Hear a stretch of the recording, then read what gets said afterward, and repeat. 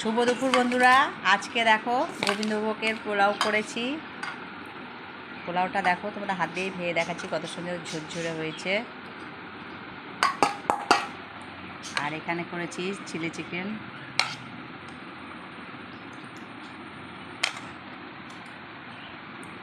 আর এইটা করেছি কাতলা মাছের আমঝোল। আর এখানে সাদা ভাত আছে, সাদা ভাতটা আমি খাবো, পোলাও খাবো না বলে। আর এখানে কুমড়োর পাতা দিয়ে সে মোরলা মাছের যে পাতুরিটা বানালাম, ওই পাতুরিটা দেখো। তো এই আমার মেনু আজকে দুপুরের। তো শুভ দুপুর বন্ধুরা, তোমার রান্নাগুলো কেমন লাগলো অবশ্যই আমাকে কমেন্ট করে জানাবে। তো তোমাদের একটু খেয়ে দেখাচ্ছি, দেখো